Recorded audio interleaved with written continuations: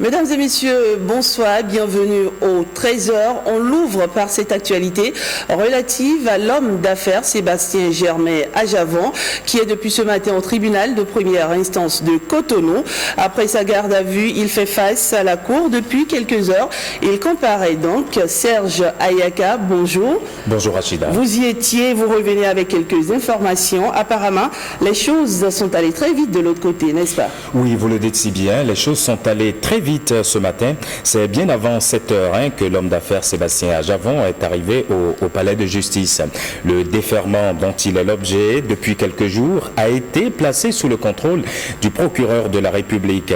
C'est une étape, dit-on, de l'exercice des poursuites à l'issue de la garde à vue qui a épuisé aujourd'hui même les 8 jours de délai légal. Assisté donc de ses avocats dont la présence a permis aux magistrats du parquet d'entendre Sébastien Ajavon sur les faits. Les choses sont allées très vite et selon les informations qui nous sont parvenues de l'intérieur, c'est que le procureur a décidé d'une comparution immédiate. Une comparution immédiate. Qu'est-ce que c'est déjà, Serge Ayaka? Il faut rappeler d'abord, Rachida, que le procureur avait plusieurs possibilités. D'abord, c'est qu'il pouvait requérir l'ouverture d'une information. La deuxième chose, il pouvait ordonner la poursuite de l'enquête. En troisième position, il avait cette possibilité-là également de prendre toute autre décision sur l'action publique ou soit de recourir à une convocation par PV ou encore à une comparution immédiate. Et c'est donc la comparution immédiate que le procureur a choisi. C'est simplement une procédure qui est marquée par la rapidité. Et ici, le prévenu, il est directement jugé par le tribunal correctionnel. Ça va aller très vite alors. Exactement. Et c'est ce qui est d'ailleurs en cours, si vous voulez. Et quelle sera la suite? La suite, c'est simplement cette audience qui a lieu actuellement. L'audience, elle est en cours et puis on attend simplement le verdict qui pourrait tomber d'ici à là. Et puisque vous revenez du tribunal de première instance de Cotonou, quelle est l'ambiance sur place? L'ambiance, il faut dire, elle est électrique. Il ne faut pas se le cacher. Le palais de justice est fortement sécurisé, si vous voulez, sinon fortement militarisé. C'était oui. pour dire les choses beaucoup plus soft que nous avons dit que c'est sécurisé. Le dispositif sécuritaire, il est impressionnant. La gendarmerie sur place est bien épaulée par la police. Et vu que nous sommes à quelques mètres, vu que le palais de justice est à quelques mètres du palais de la Marina, où se tient actuellement d'ailleurs le Conseil des ministres, nous avons pu apercevoir quelques cars de la garde républicaine qui faisaient la ronde. Mais ceci n'a en rien. Et on voit sur les images qu'il y a pas mal quand même de supporters venus soutenir l'homme d'affaires. Ceci n'a en rien, disais-je donc, empêché les soutiens, les sympathisants de Sébastien Ajavon qui étaient là depuis quelques jours d'ailleurs. Ils ont pris leur quartier sur le terre-plein du champ de foire et donc ils sont là, ils essayent comme ils peuvent manifester bruyamment pour se faire entendre. Mais avant d'entrer au palais de justice aujourd'hui, il fallait forcément montrer carte blanche. C'était pas facile. C'était pas facile. Merci Serge Ayaka. Vous retournez sur place pour d'autres informations tout au long de la journée. Merci d'être passé nous faire ce petit point de la situation là-bas au tribunal de première instance de Cotonou. Et on poursuit ce 13h, on s'intéresse à présent à la 4e édition du dialogue politique entre le Bénin et l'Union européenne. Cette rencontre tenue au ministère des Affaires étrangères à Cotonou vise à passer en revue l'essentiel des actions initiées par le gouvernement dans le cadre des réformes politiques et la consolidation de la démocratie. Au terme des échanges, les deux parties ont livré leurs impressions au micro de Renaud Akapo. Suivez. Effectivement échanger, bien sûr, sur les relations bilatérales, mais également sur des sujets d'intérêt commun. L'Union européenne veut s'associer au Bénin dans la gouvernance de ces sujets qui sont d'intérêt universel. que ce soit le changement climatique, que ce soit la question de la pauvreté et son éradication, que ce soit l'impunité. Il doit y avoir une justice universelle qui s'applique à tout le monde et le Bénin comme l'Union européenne, nous sommes favorables à que cette justice soit là et les instances pour la gérer soient actives et durables. Nous avons également évoqué toutes les questions liées à la réforme des institutions dans le pays et surtout tout ce qui a trait à une meilleure transparence et crédibilité dans la gestion de finances publiques et de la chose publique en général. Et là-dessus, on a eu des échanges très approfondis avec beaucoup de questions de notre part. On les a soumis à beaucoup de questions, mais nous avons obtenu de très bonnes réponses de la part de garde de Sceaux, de la part du ministre de l'économie et des finances, de la part du ministre de l'Intérieur et également, naturellement, de son Excellence, le ministre des Affaires extérieures. Et je dois dire avec beaucoup de satisfaction que la matinée que nous avons passée ensemble, ça a été très très fructifère. Mais je pense que ce 4e dialogue politique au titre de la Convention de Cotonou entre l'Union européenne et notre pays nous a permis de faire le constat de la qualité de notre partenariat avec l'Union européenne. L'Union européenne est pour nous un partenaire stratégique dans les changements que nous entendons conduire dans le cadre de la politique du nouveau départ. Donc un partenariat qui se porte plutôt très bien. Cela nous a permis aussi d'informer nos partenaires de ce que nous essayons de faire, des réformes qui sont en cours et de celles qui sont à venir. Nous avons pu les informer, bien entendu, du programme d'action du gouvernement qui vient d'être adopté. Nous avons pu les informer aussi de ce que nous entendons faire en ce qui concerne les réformes politiques, de ce que nous entendons faire pour le nouveau budget qui a été soumis au Parlement, mais surtout sur les questions de gouvernance. Parce que lorsque vous évoquez les questions de gouvernance, vous vous référez aussi à certaines valeurs que nous avons en commun avec la famille européenne. Les valeurs liées au respect de la personne humaine, les valeurs liées à la bonne gouvernance, les valeurs liées à la redevabilité vis-à-vis de nos citoyens qui nous ont mandatés pour conduire les affaires publiques. Cet ensemble de questions ont fait l'objet d'un dialogue franc, ouvert, constructif. J'ai pu dire que lorsqu'on est sur le pont, comme dit le président de la République, on n'a pas souvent le temps d'aller dans les détails d'une communication tous azimuts. Et nous allons trouver le juste milieu qu'il faut pour que non seulement nous puissions continuer avec tonicité les changements que nos populations attendent, mais aussi communiquer non seulement avec la population, mais également avec nos partenaires qui montrent un intérêt à continuer à nous soutenir dans des exigences qui sont mutuelles et je dois dire que je suis très heureux d'avoir pu, avec Monsieur l'ambassadeur Joseph Coll, conduire ce dialogue politique au titre de l'accord de Cotonou. Parlons maintenant agriculture avec le lancement à Sebana de la campagne de commercialisation du coton graine. 260 francs CFA, c'est le prix auquel sera payé le kilogramme du coton graine, premier choix. L'annonce a été faite à l'occasion de la cérémonie de lancement qui a connu une forte mobilisation. Olviga Mensan et Firmin Bassao. Un nouveau départ pour la culture de l'or blanc au Bénin. L'association interprofessionnelle de coton AIC renaît de ses cendres avec la reprise en main de la filière coton. Un retour qui vient doper le moral des producteurs avec environ 500 000 hectares de superficie emblavée, dont 15 000 pour la commune de Segbana qui abrite l'événement. Elle marque la retrouvaille de l'interprofession cotonnière avec les acteurs après une interruption d'activité pendant 4 campagnes dites transitoires, au cours desquelles la filière coton a été entièrement gérée par les structures de l'État. La reprise en main de la filière coton par l'AIC rime avec plusieurs réformes. Désormais, l'AIC est composé de 2 acteurs professionnels. Le Conseil national des égreneurs de coton du Bénin et la famille des producteurs de coton du Bénin. D'un autre côté, le secrétariat permanent de l'AIC et la centrale de sécurisation des paiements et le recouvrement CSPR feront l'objet d'une fusion pour une meilleure efficacité dans les actions à mener. Ici, des engagements sont pris au profit des producteurs dont le paiement attend des fonds coton avant le 31 décembre 2016, mais aussi la réflexion des pistes coton pour faciliter l'écoulement de l'or blanc vers les marchés autogérés et les usines. Le gouvernement continuera à jouer son rôle régalien avec l'appui des partenaires au développement qui déploient d'importants efforts financiers pour la promotion de la filière coton afin d'atteindre l'objectif général qui est celui de renforcer la compétitivité des exportations cotonnières et promouvoir davantage la transformation locale. Mais c'est cela, le génie au service d'un pays. Sans bruit, sens de l'anticipation. Le ministre de l'Agriculture l'a dit, merci beaucoup. Rigueur dans la gestion.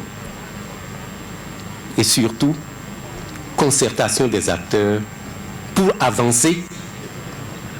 Merci beaucoup au président Talon. Les responsables de l'AIC et les deux ministres repartent de Ségbana avec l'assurance que les performances de la campagne 2016-2017 pourront permettre de booster l'économie nationale. Une nouvelle brigade à Perekete, la zone criminogène de la commune de Basila est désormais dotée d'une unité de gendarmerie pour la sécurité des personnes et des biens. Dans le département de la Donga en général, le joyau a été inauguré en présence des autorités politico-administratives, Abdullah Fou Idrissou et Ousmane Baparapi pour d'autres détails. L'objectif de la création et la mise en service de cette unité est de mettre définitivement un terme aux actes de braquage et autres activités des divorcés sociaux dans la commune de Basila. Quand on parle de zone rouge, on pense à Basila. Vous savez également qu'à partir d'une certaine heure, on ne circule pas librement dans notre commune. Je crois que c'est ce qui a poussé les autorités au haut niveau à penser à notre sécurité. Je voudrais alors leur témoigner notre gratitude et également souhaiter la bienvenue au chef brigade. C'est un défi que doit relever désormais l'unité dirigée par l'adjudant Alassane Ibrahima avec l'aide de la population. Par les décisions numéro 0-785-2-DGGN-DP du 5 octobre 2016 et 0-791-2-DGGN-DP du 6 octobre 2016, le directeur général de la gendarmerie nationale a créé la brigade de Perekete et l'a pourvue de personnel sous-officiers et gendarmes. Dirigée entre-temps par la brigade de Basila, les localités de Perekete, d'Assion, d'Aro et de Biguina vont retrouver leur autonomie par la création et la mise en activité de la nouvelle brigade de Perekete. Cette nouvelle création ne fait que renforcer les mesures sécuritaires de ces localités et prône la libre circulation des personnes et des biens. Population de Perekete et environ, cette brigade est la vôtre. Son rayonnement dépendra de l'aide que vous apporterez aux agents qui sont affectés. N'hésitez pas à utiliser tous les canaux requis pour leur signaler tout fait ou geste suspect pouvant être source d'insécurité et vous apprécierez en retour leur réactivité. Au cours de la visite guidée des locaux, le représentant du directeur général de la gendarmerie nationale plaide également pour l'électrification du joyau. Audience au cabinet de l'Assemblée, au cabinet du président de l'Assemblée nationale. Son président, Adrien Mbegui, a reçu 2 diplomates au centre des échanges, entre autres, les différentes questions ayant trait à la coopération interparlementaire. Suivez le reportage. Installée au Bénin depuis mai dernier, c'est la première fois que Mayende Sibia, ambassadrice de l'Afrique du Sud près le Bénin, vient rendre visite au président du Parlement béninois. Elle a évoqué avec Adrien Oumbédi les possibilités de renforcement des relations entre l'Assemblée nationale béninoise et celle de l'Afrique du Sud. Aujourd'hui, elle est venue se présenter au président de l'Assemblée nationale pour voir ce qui est possible entre les deux pays, pour voir comment organiser des rencontres entre les deux parlementaires pour que les parlementaires sud-africains viennent ici travailler. In terms of engagement. Luis Ivaldo Villafane Gomez Santos, ambassadeur du Brésil près le Bénin, est allé aussi discuter avec le président du Parlement de coopération interparlementaire. J'ai profité d'occasion pour parler avec monsieur le président de l'Assemblée nationale de lien ancestral qu'il y a entre nos deux pays. Nous avons aussi parlé des activités de coopération commune et sur la possibilité de la constitution d'un groupe d'amitié parlementaire Bénin-Brésil. Dernière personnalité à avoir été reçue par Adrien Oumbédi ce mercredi est Isidore Deguet. Le président de la Jeune Chambre internationale Porto Novo est allé solliciter le soutien de la deuxième personnalité du pays pour la construction d'ouvrages d'assainissement dans les écoles de la ville de Porto Novo. Cette année-ci, le projet a pour objectif de construire une latrine à 2 cabines à l'école primaire EPP Ganto, mais tous les efforts pour mobiliser les ressources sont restés vains. Et entre-temps, on a adressé le président de l'Assemblée qui vient de nous recevoir. Le projet Mon école, mon ami, dont Isidore Deguet est le promoteur, vise à améliorer les conditions de travail des apprenants des écoles primaires publiques de la capitale du Bénin. Et sachez dans la suite de cette édition qu'on a célébré ce mercredi la journée internationale de la fin de l'impunité pour les crimes commis contre les journalistes. Un événement suivi avec grand intérêt par les animateurs de la presse à Porto Novo. Même si jusque-là aucun crime n'a encore été commis contre des journalistes au Bénin, ils pensent que le risque de prédation de la liberté de presse existe. Suivant quelques journalistes opérant à Porto Novo. Les journalistes béninois exercent librement ces activités, même si il y a eu quelques tentatives. Je me rappelais il y a 2 ans, des confrères d'une télévision ont été agressés lors d'une couverture médiatique. Ce qui est sûr, la menace, elle existe au Bénin et il n'est pas rare aussi de voir des journalistes être attaqués. Par exemple, il a écrit un article, il n'est pas rare de voir des gens appeler les journalistes pour les menacer verbalement au téléphone. Si les journalistes écrivent des articles dont ils n'ont pas les preuves, on les traîne devant les tribunaux et par la suite, ils vont dans les maisons de détention où on les garde jusqu'à 1 an, 6 mois avant de les libérer. Au Bénin, on peut dire que ça va un peu, tout n'est pas si clair parce que au temps de Boni Yahi, il y a eu quand même des journalistes qui ont été conduits un peu au niveau des tribunaux. Bon, tout ça c'était pour un temps, parce que quand la mouche pique, il faut quand même répliquer. C'est peut-être ce que à son temps le gouvernement a fait. Depuis 1991, le journaliste du Bénin n'a pas encore connu d'exception par rapport à son travail. Des exceptions sont souvent commises dans certains pays. Mais au Bénin, par contre, je ne pense pas qu'un journaliste soit encore torturé parce qu'il a écrit tel article ou bien parce qu'il a jugé par rapport à une information donnée. Et je l'annonçais dans les titres, les enseignants déchargés du Mono et du Koufo ont battu le Macadam ce jeudi à Lokossa. Ils contestent ainsi l'arrêté 219 de leur ministre de tutelle qui les décharge de leur fonction de directeur d'école. Ils sont 272 enseignants du Mono et du Koufo à être déchargés sur les 618 au plan national. On nous quitte ici un extrait de leur porte-parole.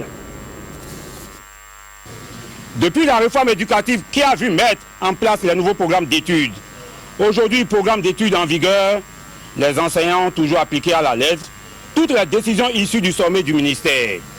Au nombre de celles-ci figure le non-redoublement dans les classes du CI, du C1 et du CM1, où les écoliers de ces cours de transition changent systématiquement de classe, nonobstant leur insuffisance.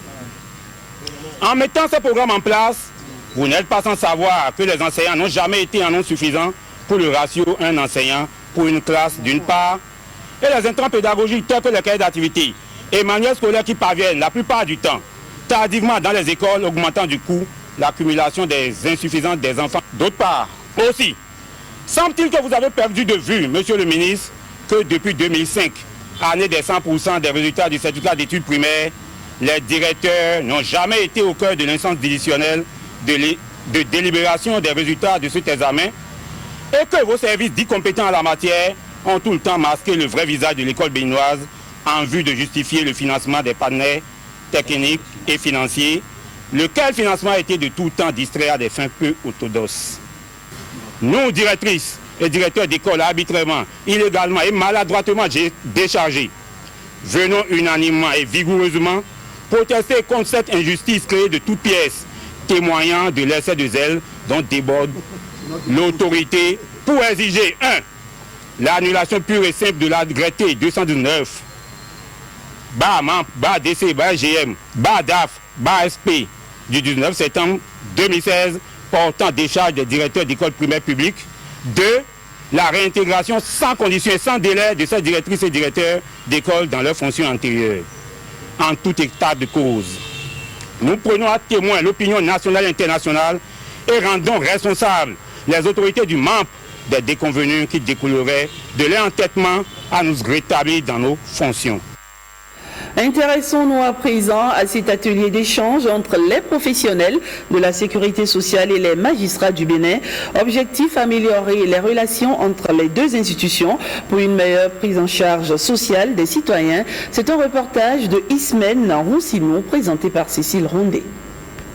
Magistrats, acteurs de la sécurité sociale. Ce thème rassemble ces hommes de droit et ces travailleurs de la Caisse nationale de sécurité sociale, CNSS, dans l'optique d'une meilleure collaboration entre les deux institutions. La Caisse nationale de sécurité sociale a compris qu'il fallait poser des actes conséquents pour redynamiser la Caisse nationale de sécurité sociale afin qu'elle puisse remplir à merveille le rôle qui lui revient dans la couverture sociale des travailleurs salariés soumis au Code du travail. L'opportunité nous est offerte de jeter un regard critique sur notre régime de sécurité sociale. En réalité, le juge et l'assureur des risques sociaux sont deux faces d'une même médaille. L'assureur social intervient souvent hors contentieux, alors que le juge arbitre le contentieux en cas de différend entre l'assuré et la Caisse nationale de sécurité sociale. Condamnée à vivre en ménage, la Caisse nationale de sécurité sociale et la magistrature doivent davantage se découvrir et mieux se connaître pour une meilleure protection sociale. L'atelier a duré 2 jours. Cette rencontre d'échange marque le début d'une coopération entre les magistrats et les techniciens de la protection sociale au Bénin. La page environnement de ce 13h, l'ONG GRAD, groupe de recherche et d'action pour un développement durable, part en guerre contre les sachets plastiques non dégradables. Elle propose des solutions en rechange pour garder l'environnement sain. Les responsables de cette association ont choisi cet événement. Suivez. Les sachets plastiques, source de pollution considérable pour l'environnement. Leur production émet des gaz à effet de serre responsables des changements climatiques. Et pourtant, chacun de nous en a utilisé au moins une fois dans sa vie. Les sachets plastiques, aujourd'hui, c'est partout. Vous allez à Malanville, surtout dans les frontières, vous les trouvez un peu partout. Tout le monde prend les sachets pour faire tout ce qu'on veut, mais ça tue. D'autres plus grave, mettre des produits chauds dans les sachets plastiques. Mais c'est grave. On est en train de nous tuer petit à petit. Il faut donc refuser l'utilisation des sachets non dégradables. L'ONG GRAD, groupe de recherche et d'action pour un développement durable, en collaboration avec le ministère de Cadre de Vie et d'autres partenaires, propose des alternatives. Des sacs biodégradables sont déjà conçus, existent et disponibles. Et je vous invite à avoir un comportement responsable. Faire changer de comportement impose l'information et la sensibilisation. L'ONG GRAD, créée depuis 1994, s'attribue cette tâche et sa cible, les conducteurs de taxi-moto émigrants. Les EM, parce que les émigrants aujourd'hui, c'est un corps social vulnérable, mais sur qui on peut compter pour faire beaucoup de choses. Donc, nous pensons, en passant par les EM, nous devons d'abord les organiser. Parce que quand vous n'êtes pas organisé, ils ne pourront pas écouter le message que nous allons porter. Ils pourront écouter le gouvernement, il faut les mettre ensemble. Et si vous mettez les MMT ensemble, il faut que nous partageons les intérêts. Sinon, ils ne vont pas rester. Un projet de loi sur les sachets plastiques est déjà sur la table des députés. Si cette loi est votée, promulguée et mise en vigueur, elle permettra d'améliorer le cadre de vie des Béninois. Allons directement dans le Nord, plus précisément à Tombouctou.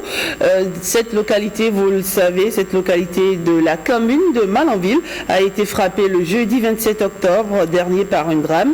Le député Idrissou Bako, ne pouvant rester insensible au deuil qui a frappé ses mandants, est allé au secours avec les bras chargés de numéraires, mais aussi de vivres et autres matériels. C'est un reportage signé Olviga Messan et Firmin Bassao.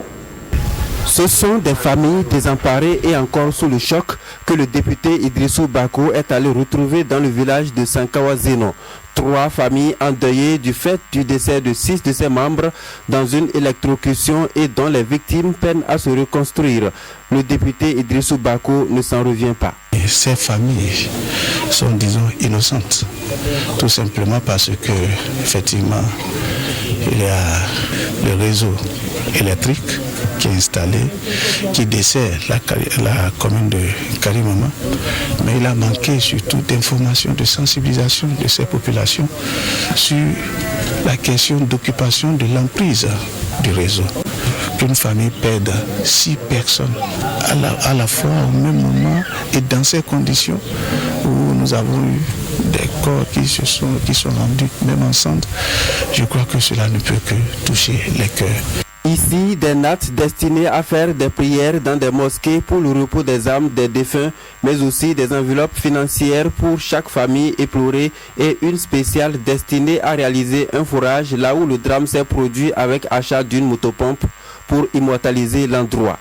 Un geste qui certainement ne saurait soulager toutes les peines des familles éplorées. Que la SPE tout au moins envoie une délégation dans le village pour assister les familles éplorées. C'est des pères de famille qui sont partis, c'est des veuves qui sont laissées, c'est des orphelins qui sont laissés. Pour tout au moins la campagne, pour tout au moins la saison sèche qui sera traversée, il faut les assister. C'est que la SPE quand même fasse le déplacement. Le député Idrissou Bako se rend ensuite sur les lieux où l'incident est survenu avant de prendre congé de ses mandants. Voilà, c'est la fin de cette édition que je vous remercie d'avoir suivi. Passez un excellent vendredi et à très vite.